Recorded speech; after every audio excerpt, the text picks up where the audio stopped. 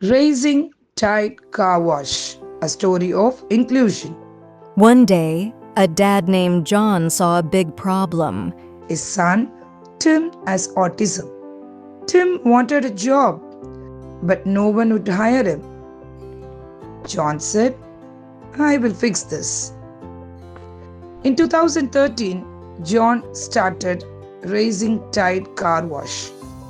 It was just for Tim and a few friends with autism. They wash cars with big smiles and hard work. Customers loved it. Word spread fast. More families brought their kids. Today, over 90 people with autism have jobs here. They vacuum floors, polish wheels.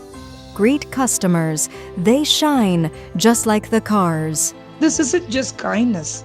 Raising Tide proves including everyone makes us stronger.